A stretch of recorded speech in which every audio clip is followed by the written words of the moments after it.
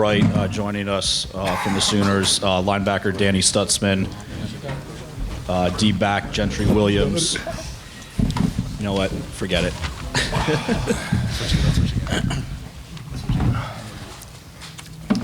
All right, we will start with an opening statement from Coach Venables, and then again, raise your hand. We'll get around to you with a wireless mic. First thing, I'd just like to congratulate University of Texas on a hard-fought, well-played, amazing college football game. I've coached, I don't know how long I've coached in the big scheme, but been in a whole bunch of really, really big games and 15 of these. And this one takes a back seat, doesn't take a back seat to any one of them. National championships, conference championships, just all the scenarios, the moments, the big plays, both sides of the ball.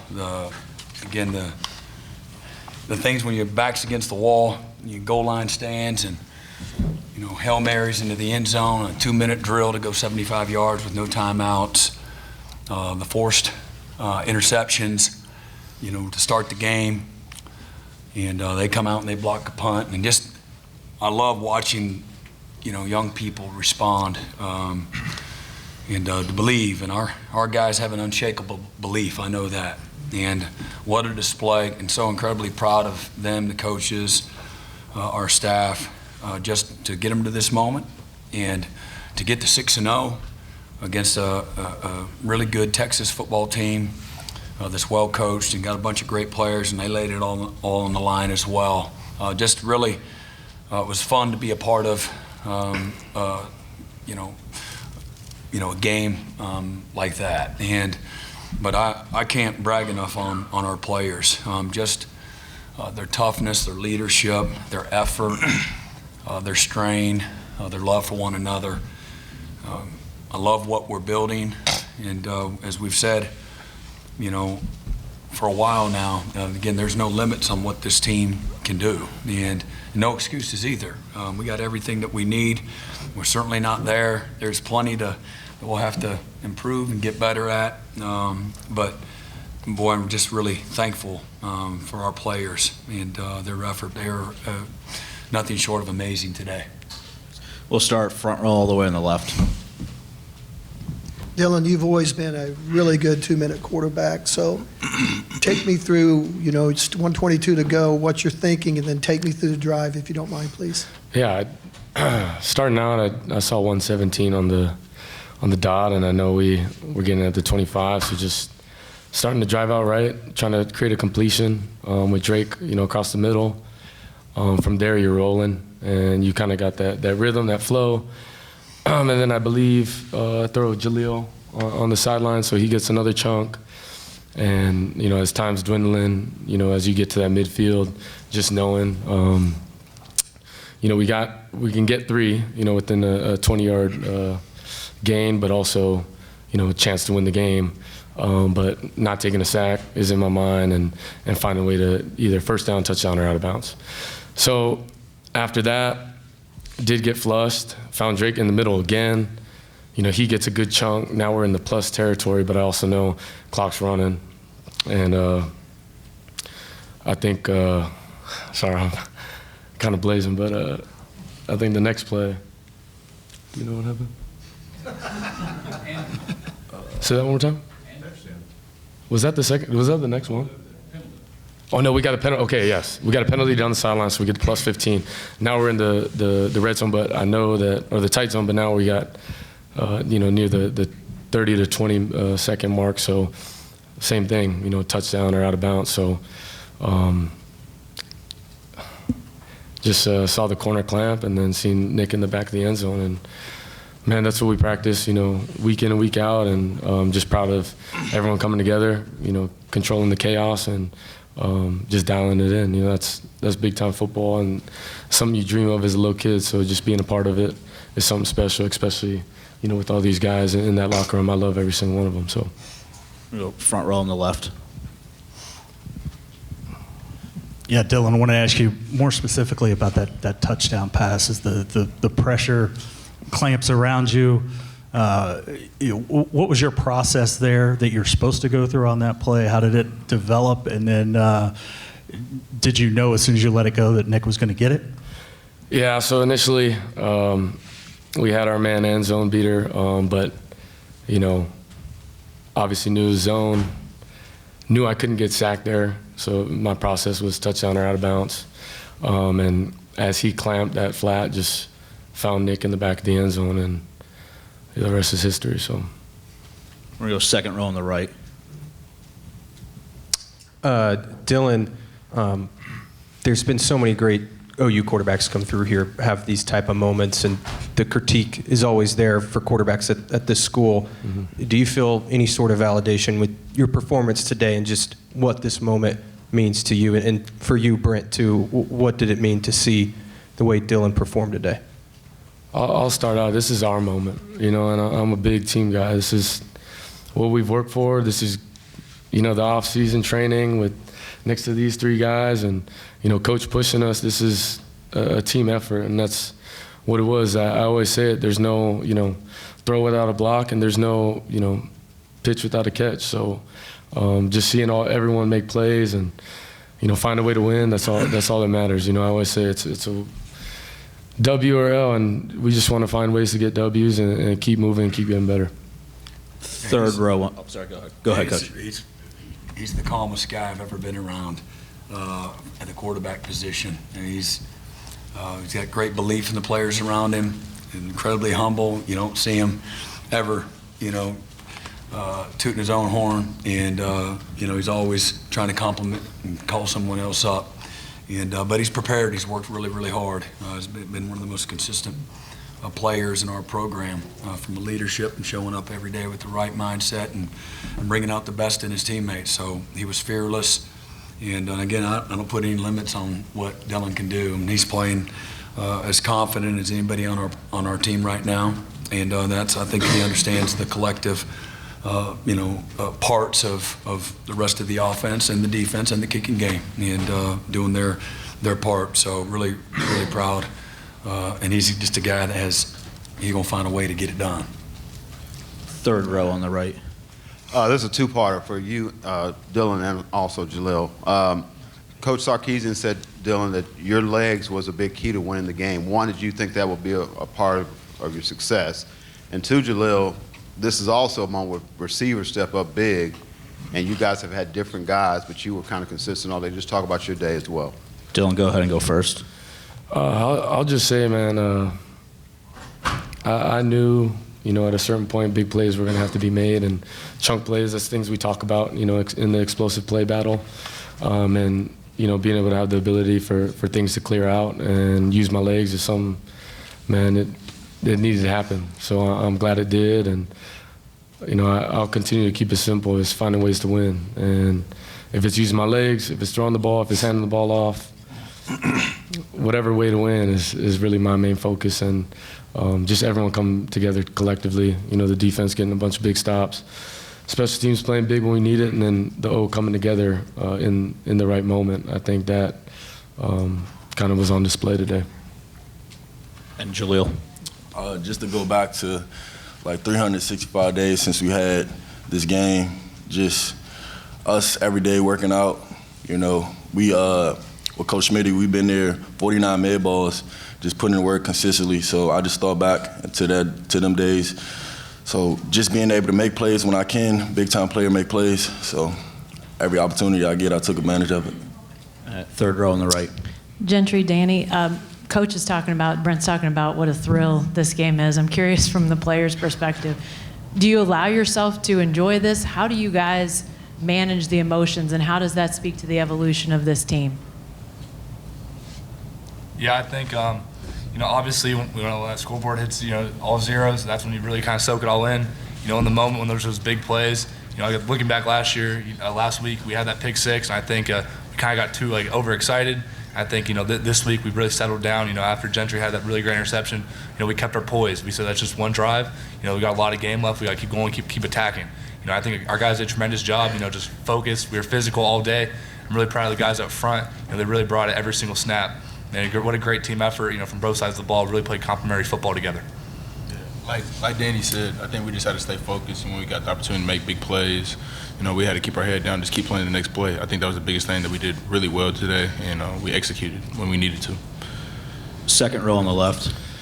For Brent, obviously last year this game did not go the way you wanted. Where do you feel this program is now a year and a half into since you took the job?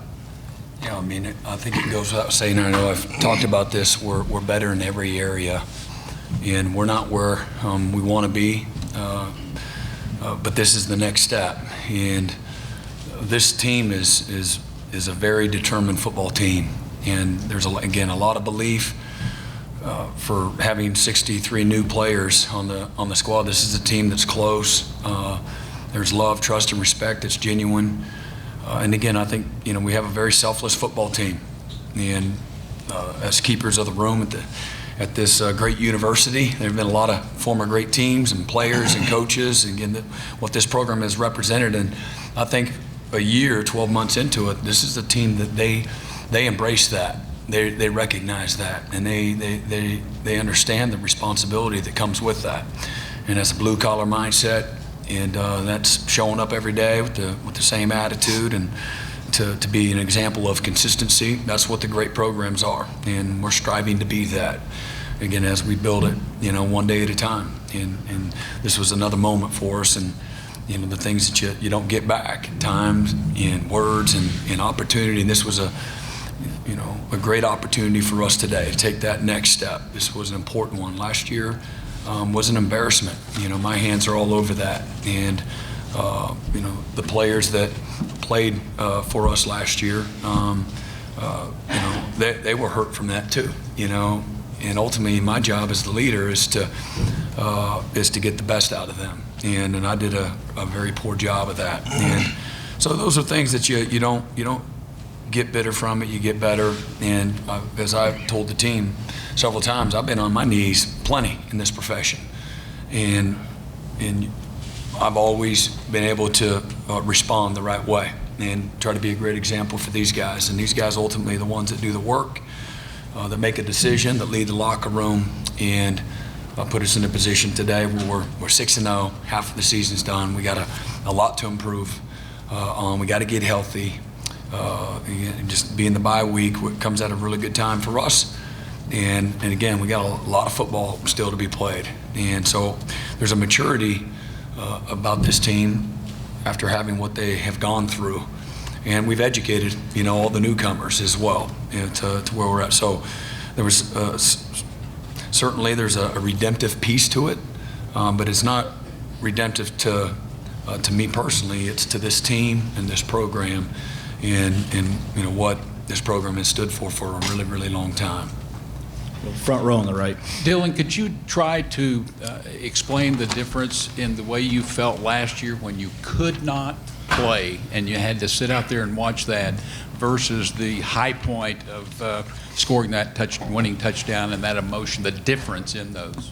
Yeah, I'm a big believer in God bringing everything full circle. And I think just in general, when you step away from the game, it puts into perspective how beautiful it is and how gracious it is, and you can never take that for granted. And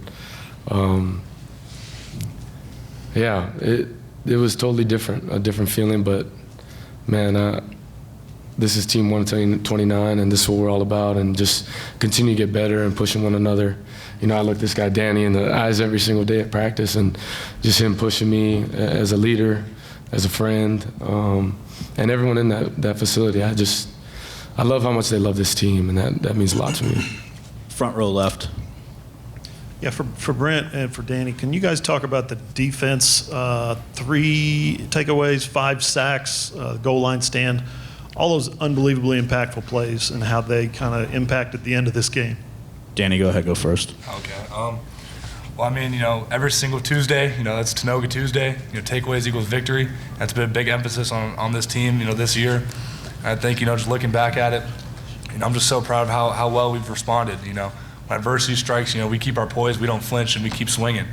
I think, looking back, last year, obviously that game happened, man. I told the guys earlier, I remember that feeling. That's something the older guys, we experience that. And there's every single day, You go to bed and you think about that, and there's only so much that you can do. All that hard work, every single extra set that you do in the weight room is for a game like this. And I think, our team did a tremendous job responding, man, and all that hard work has finally paid off, but we have so much more to achieve. Yeah, they've had an aggressive mindset. We're playing physical, we're playing aggressive because of all their hard work.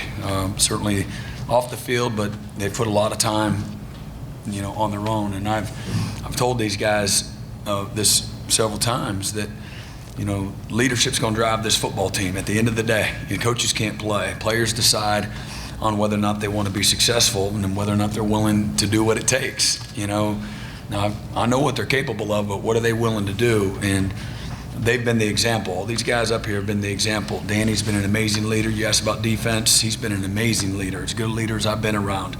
And he's imposed his will from a leadership standpoint, and he's drugged guys with him. All the while, he's remained incredibly humble. And let you coach him hard. He knows he's not where he needs to be, but he's going to give you everything he's got, and he can go right back to work. That's this football team. They're not a satisfied football team.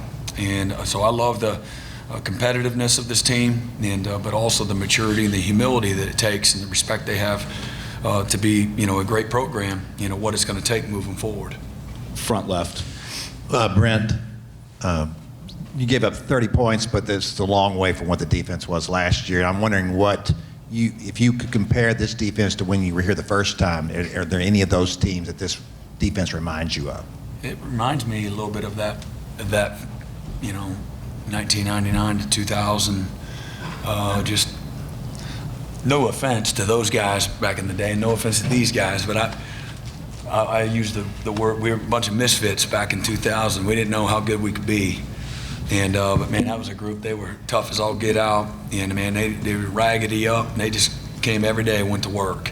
And these guys have been exactly that. We're a little shinier in some spots than that group, but also I think the parallels are that you didn't know how good we could be, and what that team was committed to was just improving each and every day. The guys that were two best friends on the team that people that know was Torrance Marshall, our middle linebacker, and Josh Heupel, two guys from completely polar opposite ends of the earth. One from Dade County, Florida, and one from Aberdeen or somewhere up north in the farmland. And guys couldn't be more opposite as people. But man, those were the real fiber of our football team. And this is the team that has grown incredibly close over the last several months. But these guys have worked hard at that. Yet that didn't just happen. There's got to be a lot of intentionality. Relationships take a lot of work. We've challenged them. We've nurtured that. But for us to realize our potential and have an opportunity to be a great team, man, we got to be a team that knows each other, that loves each other, that understands the culture, and that defends the standard of excellence that this program has represented. And these guys have been amazing. Front right. Yeah, Dylan. Last drive, you go out there. You didn't do this then, but can you do it now? Can you imagine what's going on in Honolulu as you guys make that drive, and what happens in Honolulu when Nick catches that ball?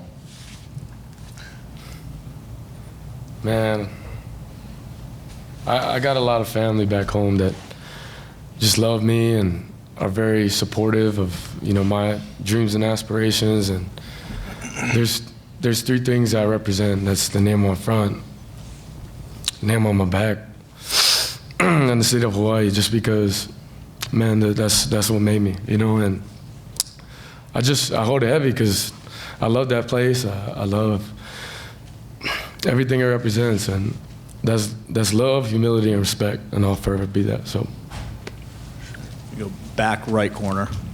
Yeah, the defensive guys and Coach Venables, the goal line stand, they get the first down, they get inside the 1 yard line. Can you guys walk us through just those plays and how that can potentially help you guys moving forward throughout the season mentally? Gentry, go first this time, please.